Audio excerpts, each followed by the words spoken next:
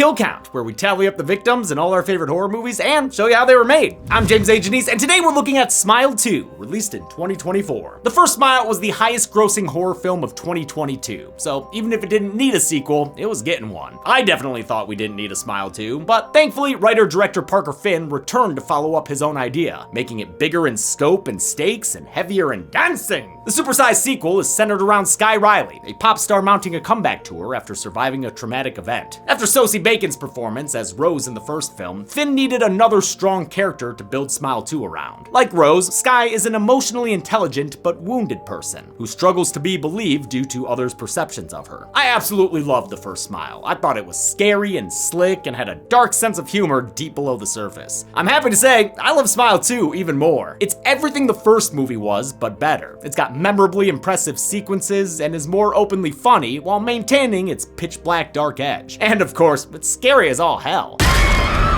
I mean, we're talking the best jump scares in the game here, folks. In fact, this might sound hyperbolic, but I almost feel like Smile and its sequel are the standard bearers for what good horror can be. I'm not saying they're the best horror movies, but they might best represent the spirit of the genre. The kind of movie where the theater's full of nervous giggles the whole time, punctuated by collective screams. Like, if your non-horror friends said they wanted to watch a really scary movie, just recommend this one. They'll have a great time shitting themselves. Plus, it's got brain behind it. There are interesting themes beneath that wicked sense of humor and all those jump scares. Jesus fuck! Of course, I am biased towards the subject matter. Y'all know I love my pop girlies. And Sky Riley is a kick-ass pop star, thanks to the incredible acting and musical talents of Naomi Scott. This isn't like Trap. All due respect to Lady Raven, but she put on a pretty mid concert in that movie. Sky Riley is a pop star to the Gaga degree, and the movie's music and choreo match the part. I love Smile 2 so much, it makes me never want to write a sequel off as unnecessary ever again, at least not before seeing it. Parker Finn proves if you try hard enough, you can one-up yourself. Will this curse go to an... Whoa! Zoran, what's wrong? Ranger, it's an emergency. The people of this world are suffering. I'm ready. It's morphin' time! No, this cannot be solved with fists. They're suffering with inaccessible healthcare access that prevents them from getting the physical and mental care they need. I understand. It's sponsor time! Today's sponsor, ZocDoc! ZocDoc is a free app and website where you can search and compare high-quality in-network doctors and click to instantly book an appointment. They offer access to in-network appointments from a selection of over 100,000 doctors, working together to fight evil. You can filter doctors based on your needs, and then select from actual appointment openings to instantly book a time that works for you. And these appointments happen fast, with doctors typically ready to morph into action in 24 to 72 hours. Excellent, Ranger. Now go save the world's physical and mental health. You got it, Zoran! Stop putting off those doctor's appointments and go to ZocDoc.com/killcount to find and instantly book a top-rated doctor today. That's ZocDoc.com/killcount. ZocDoc.com/killcount. Will this curse go 2-0 against the singer-songwriter's Survivor Girl? Let's find out and get to the kills. The movie begins, lucky for it, with Kyle Gallner. It's been 6 days since the end of the first film, so 6 days since Joel witnessed Rose go up in flames. Oh, and speak of the flaming devil, there she is! But I already counted you last time, Rose. You ain't going on the count twice. Joel's terminal with the Smile Demon, which we learned all about in the first movie. It causes you to hallucinate reminders of your trauma. Before a week's up, the Smile Demon will slide down your throat and make you traumatize another person via, well, you know what.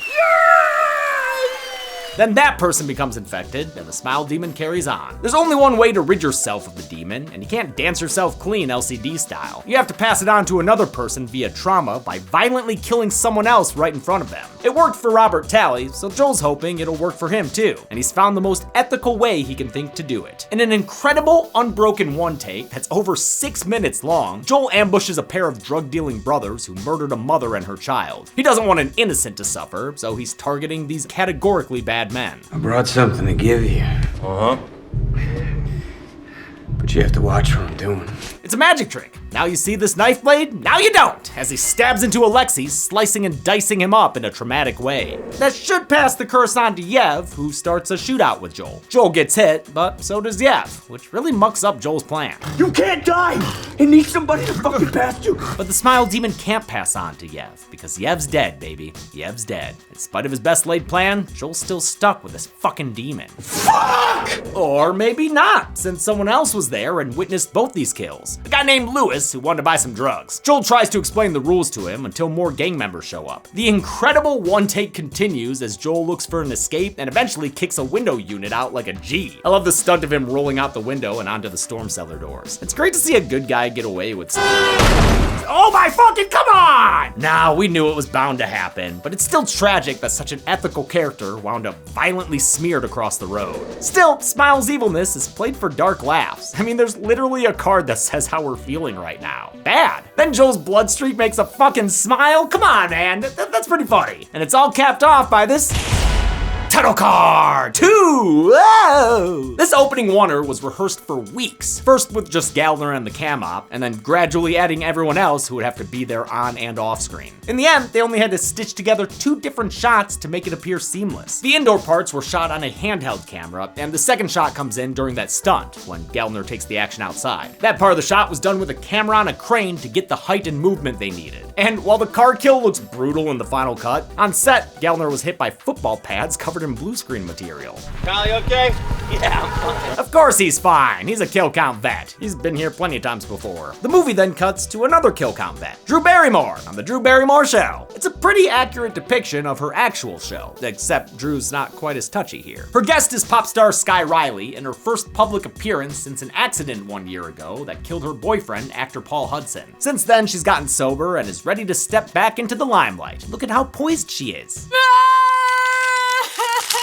On the outside, at least. She gives a sincere apology and announces a big national comeback tour. It'll be managed by her momager Elizabeth. Oh shit, wait, is Sky Huey's sister? Was Simon Pegg her dad? The accident damaged Sky both psychologically and physically, but because of her history with addiction, she can't get painkillers prescribed, and her under-the-table reserves just went down the drain. Against bedtime orders from her mom, she sneaks out of her place to get more pain relief from her dealer, none other than Lewis, the guy from the opening scene. He's an old high school friend who knows her well, but he freaks out when he sees her at his place. Your text said to come over. What? What? What? What? What? What? Got them sounding like a stone cold feedback loop. Lewis doesn't remember texting Sky and isn't sure if she's real. Like Laura from the previous film, Lewis is a paranoid mess after his week with the smile curse. I'm sure the drugs don't help either. Just as Caitlin Stacy was phenomenal in Smile 1, so is Lucas Gage as a guy who is absolutely cooked. Just like at the end of his rope, man. I am in the middle of some genuinely fucking freaky shit. Okay, I'm talking like fucking scary, fucking haunted house shit, you know? Gage was in popular shows like Euphoria, The White Lotus, and You, and has horror cred with an Into the Dark episode and Companion, which came out this year. He is also the actor in that Zoom audition that went viral because a casting director ragged on his apartment when he thought he was muted.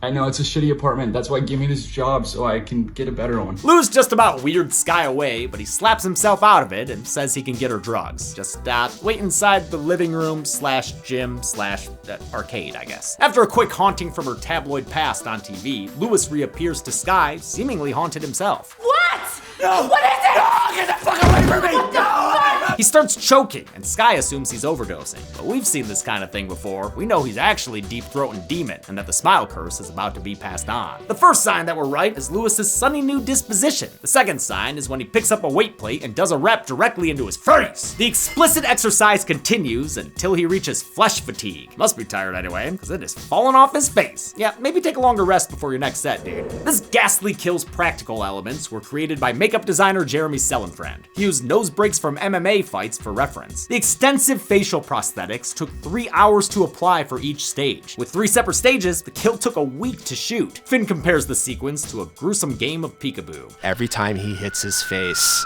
we have this brief moment that we don't see the damage that he's done until he pulls the plate down and reveals what happens. The effect was finished with digital touch-ups to remove Lewis's nose and show the inside of his skull. You know, the things you can't do practically. We can add, but we can't subtract because actors don't like that. For the final face smash, a cheek flap was pulled off with filament by a puppeteer. The result disgusted everyone on set, except for Naomi Scott. His face is falling off, and I'm watching that on screen, and I'm just like, wow, this is so beautiful. I was like, this is beautiful. I weirdly see the beauty in it. Skye instantly trauma pukes and pulls her phone out to call 911, but she can already see that TMZ headline, so she decides to head back home instead. She tries to sleep it off, but she's already seeing hereditary ghosts in her bedroom. Worse yet, a mystery message the next day reveals someone saw her leaving the scene. Friggin' Fragoli. She can't think about that right now, though. Not with her overbearing showbiz mom yanking on her short leash. Are you okay? You look exhausted. Wow, thanks, Mom. It's really important for you to stay on top of your sleep schedule. Other members of her posse include her social climbing assistant Joshua and their money man, record company executive Darius. Hey, Darius. Hey, man.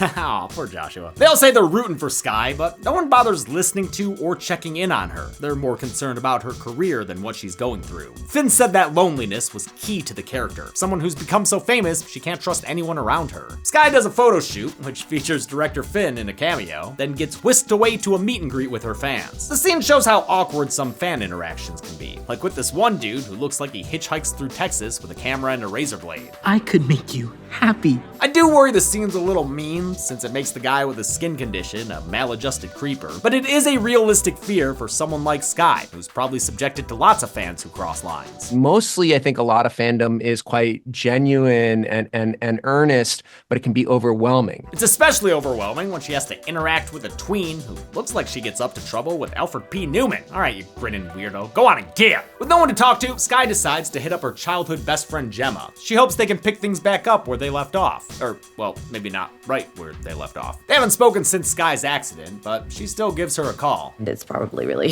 shitty of me to even be calling you, but I don't really have anyone I can talk to right now. Gemma calls her back and agrees to come over and keep her company. That's a good friend right there. While she's waiting, Skye takes to the piano. Naomi Scott actually released an in-character EP as Skye Riley, which served as the movie's soundtrack album. Scott's been writing music since she was 14 and is a seasoned Disney musical vet, having starred in Lemonade Mouth and as Jasmine in the live-action Aladdin. She helped write 2 songs for Smile 2, including this piano ballad titled Just My Name. Most of the other music was written and produced by Alexis Kesselman under her stage name Ida Rose. Writing music in character allowed Scott to explore styles she wouldn't have tried otherwise. It's funny because my producer who I produced my music project with, when I played him the songs, he did not think it was me. It also helped her find the character, as did their pre-production shoot of an entire music video for the song Grieved You, which is only briefly seen in the final film. The lovely ballad's interrupted by the sound of breaking glass. One of her Voss water bottles is shattered on the floor. When she goes to clean it, she finds a different mess, a trail of dirty clothes. Huge emphasis on dirty. Okay, we get it, movie. It's poopy! She finds the creepy fan from the meet and greet standing butt naked at the end of her hall. He chases her to the front door, which she opens to find BFF Gemma, finally here and very confused. Someone else here? Good question, but not sure, since now there's no trace of him. And turns out that Voss bottle isn't broken. At least that means Skye can get to chug-a-lugging. Anytime I feel overwhelmed by the urge to use or get drunk, that I should stop whatever I'm doing and drink a full glass of water. Skye apologizes to Gemma, and the two friends reconcile, which is great, because Gemma is the best. Dylan Jalula is so funny with all of her reactions. Like after Skye tells her she saw Lewis die via weight plate to the face. What? Ew, oh my god, what? Gemma offers to spend the night with her for protection, but she can't protect Skye from her dreams. And that's where Freddy Krueger gets at. And also trauma. Because Skye has a nightmare about that car accident where she sees the bloody body of her boyfriend Paul. I'll put him on the count now, since this nightmare is also a flashback to a visible depiction of his death. It's an intense scene that Scott absolutely sells with her performance.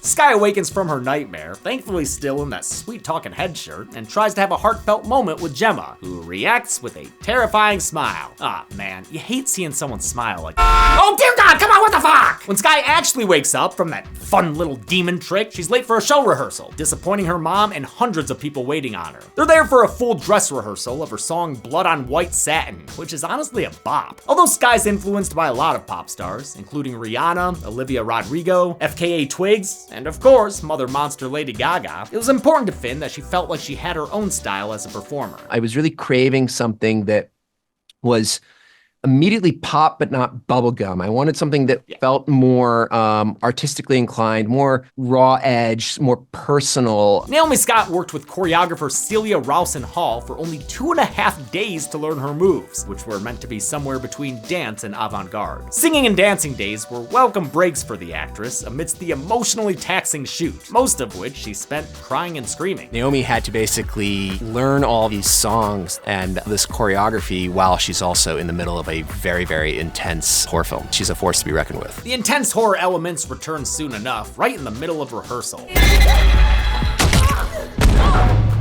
But the leg breaking's a hallucination, yet another demon trick, one that gets Sky yelling at everyone around her, total diva meltdown. One of you was out of place and knocked me over. Who was it? She storms back to her dressing room, passing a jolly Joshua on the way. When she finds the place completely trashed, she blames him for it. Sky? I would never. Oh, poor Joshua. Between the mess and her angry outbursts, her mother assumes Sky's on drugs again. In the first smile, Rose's hallucinations were chalked up to mental illness. Sky's are dismissed due to her history of substance abuse. Both situations are truly tragic. Sky wants to call the whole tour off, but Elizabeth momagers the shit out of her. Right now, you need to pull it together and get back out there. Her next event is a charity gala that Darius invited her to speak at earlier. It's meant to be an easy gig, but the teleprompter stops right as her speech begins. She's forced to improvise, which goes not well. You can't escape the miserable thing that you've become, and one day you realize how badly you wish you could just trade it all just for one fucking moment of happiness.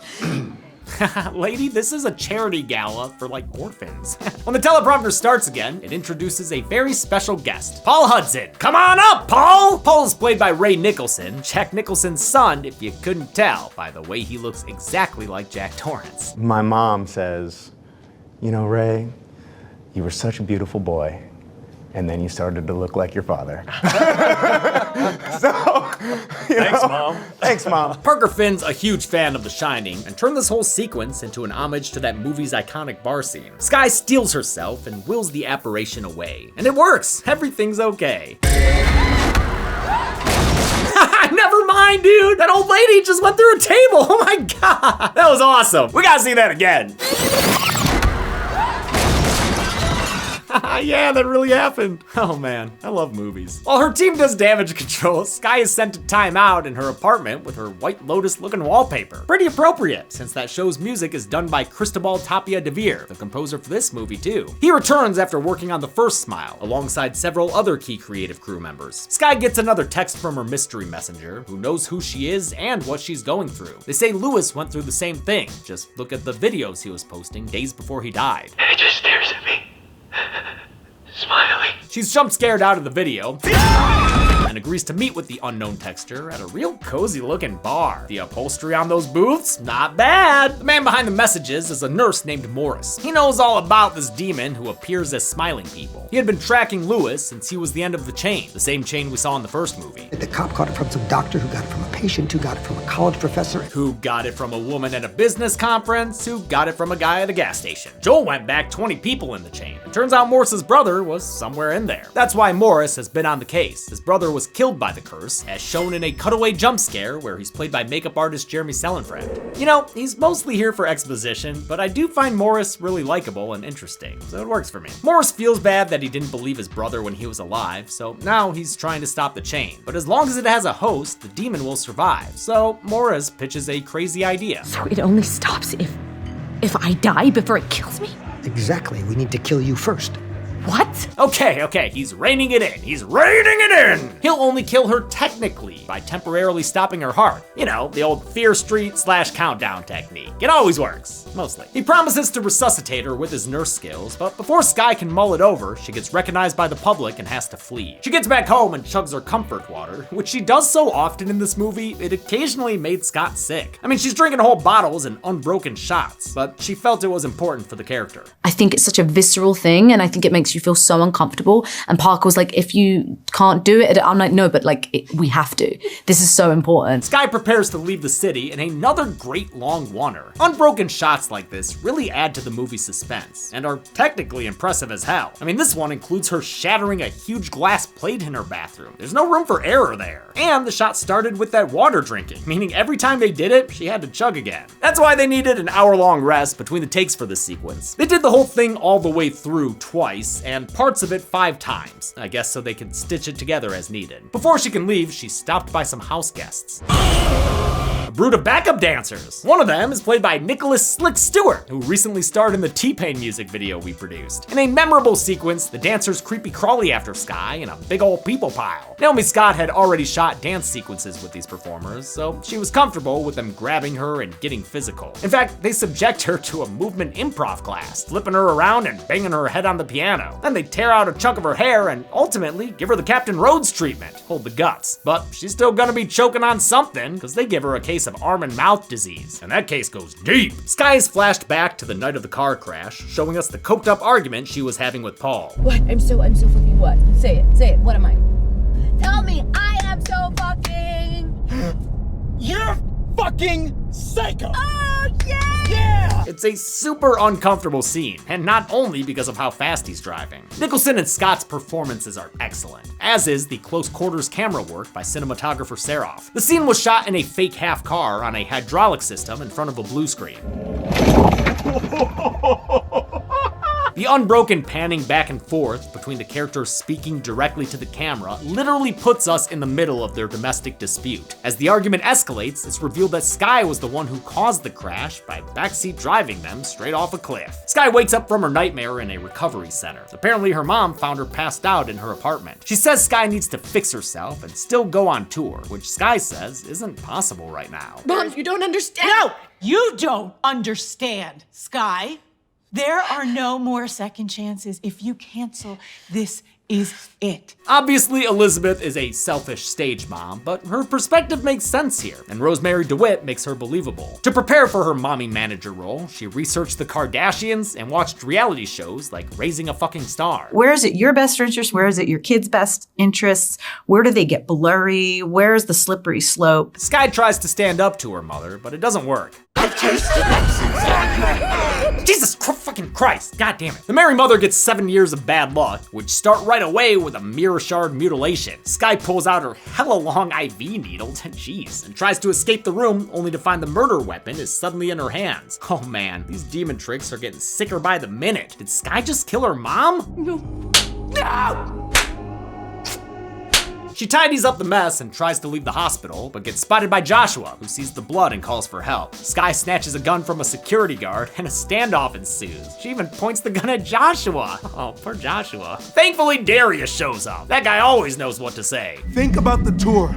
Never mind. Fuck the tour! Skye GTFOs and runs into Gemma, who just arrived for a visit. She carjacks her own chauffeur, and since besties don't let besties drive angry, Gemma joins her for the joyride. Skye reroutes them to a meetup with Morris, intent on killing this demon once and for all. But as she tries to explain the plan to Gemma, she gets a phone call from Gemma. Wait, what the fuck? It's a repeat of the scene with Dr. Northcutt from the first film, only with a heartbreaking extra punch. Gemma hasn't been real this entire movie. Did you spend the night at my place? What? I haven't been to your place in like a year. Wait, but didn't she say something to her mom? Hey, Elizabeth. I guess we never saw Elizabeth react or respond. But if Gemma's not real, then who's driving? Oh my god, Skye's driving! How can that be? She almost gets into another accident, but avoids making her insurance Skye Riley high. She meets up with Morris at an abandoned Pizza Hut, or maybe a Taco Bell, or maybe a combination Pizza Hut and Taco Bell. He needs to make use of its walk-in freezer to keep her brain alive while he kills her. He plans to inject Skye with bye-bye drugs before bringing her back to life with CPR. He leaves while her body temperature drops to the right level, but while he's gone, Skye looks towards the ceiling and sees herself hanging out up there. Skye Riley, car wreck edition. She's just crying and bleeding and dripping and dropping. Holy shit, there she go. Oh wait, holy shit, where'd she go? Oh, there she is. Upside down Skye was shot practically, which was difficult. Scott had to hold herself up and pretend to cry at the same time. It's like the horror movie equivalent of Pink singing on that bungee cord. Ceiling Skye gets all up in her twinsie's face. I like wearing your skin. I wonder if this is what T-Swift sees when people say they want the old Taylor back. Well, old Taylor can't come to the phone right now. She's busy putting too much weight on that broken leg. The dead ringer gets ready to put a smile on Sky's face after turning into the most Pee-wee looking version of these effects. Sky fights back by biting off her thumbs. Haha! Good luck reviewing movies now. It gives Sky the chance to give herself a lethal injection, but unfortunately for her, nothing happens. As it turns out, those drugs ain't real. In fact, none of this is. You're not in control, Sky. God damn it. What? Come on! Man, this sucks. Sky finds herself locked inside a metal room and emerges from a yonic pod to thunderous applause. She's on stage for the first show of her tour. Her whole damn day has been a demon-induced hallucination, including the part where her mom was killed. Viewers debate when everything stopped being real, especially with the revelation that Gemma was never really there. Personally, I think Gemma was an acute hallucination early on. Sky's reality didn't completely disappear until after the dancers took her to the ground. But that's just the theory. A smile theory? All of it was in service to the Smile Demon's ultimate goal, getting Sky in front of a stadium full of witnesses, 50,000 of them. It's meant to be Madison Square Garden, though it's played by the MVP Arena in Albany. The extras were recruited via the arena's Facebook page. Another Sky appears on stage in front of her, and the demon bursts out of her belly scar. It's a metamorphosis that matches her butterfly-inspired outfit, and the demon that emerges is breathtakingly big. Finn knew he wanted a larger-than-life ending for Sky to match her larger-than-life character. This giant iteration of the demon was built by creature designer Alec Gillis and his team at Studio Gillis. At 12 feet long, he says it was the largest practical creature they've built since the Alien Queen in Aliens. And that's appropriate since super-former Trevor Newland, who's 6'8" and only 150 pounds, also worked with Gillis's team playing the Xenomorph in Alien Romulus. The fingers and hands of the monster were done with cable-controlled puppetry, and the final monstrosity had 6 or 7 people operating it alongside Newland in his hand-sculpted, hand-painted suit. He compared the setup to being in a horse costume with different people playing different parts of a single creature. It was a really complicated process that was really wonderful collaboration between major practical effects and then the use of VFX to sort of bridge all the gaps and bring a final product together. Just like the last film, the demon climbs its way into Sky's lemonade mouth. The scene then cuts back to reality, where Sky is convulsing on the ground and worrying the audience. Her fans are relieved when she gets back up, but we know what's coming when she turns around with a smile on her face. We only see the audience reaction as Sky does something off screen, something that sounds wet and fleshy. The movie ends with the reveal of the aftermath and the realization that the smile curse just spread to 50,000 people. How many people were stuck in the nosebleed section of this encore performance? Let's find out and get to the numbers. But first, I am thirsty.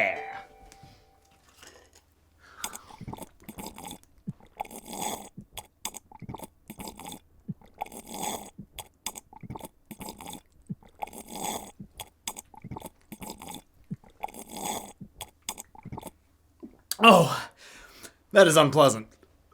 Oh, God.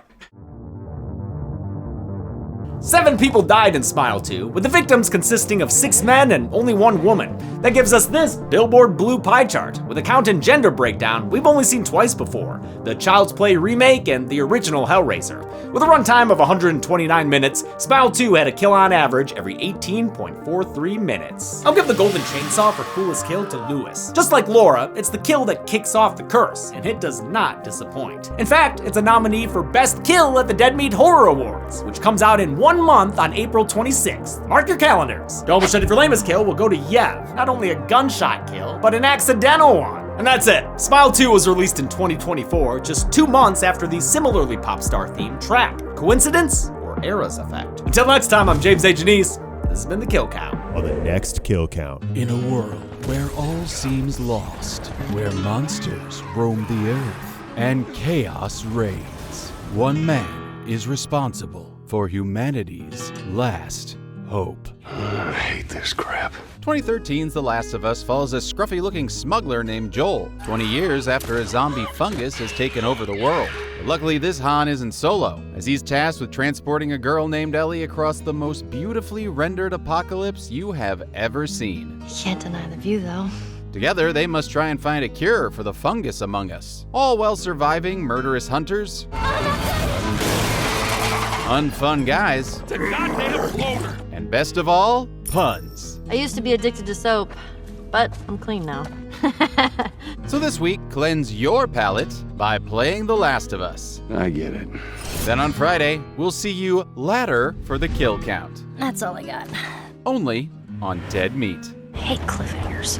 The Last of Us can be played on the pictured gaming platforms. Dead Meat always recommends you play the game for yourself before its kill count. It's the only way to have your own properly formed opinion. Kill counts are never meant to replace the experience of playing a game. Thanks a lot for watching this kill count for Smile 2. Smile 2 is another movie with a bunch of nominations at the Dead Meat Horror Awards. Just a reminder, those come out on Saturday, April 26th. And if you're in the LA area, you might be able to watch it with us live at Dynasty Typewriter. While filming this, I don't know where we are in that announcement, or if tickets are on sale, or if tickets are sold out already. Like I said, I absolutely love Smile and Smile 2. I love it a lot more than Molly's barking, which I can hear right now. You hear that? As with every horror movie that comes out, there's always people who vocally dislike it and think that you're lying to yourself if you do like it. Don't be that person. If you didn't like it, that's totally cool, but let people like things. I really like liking things. It's pretty fun. I want to thank some patrons like Jack Fenstermaker. What are fensters? How do you make them? Flynn Lambkin, Henry Lovinger, Matt Pelusi, Zylax Zio the King, and Jillian Tukes.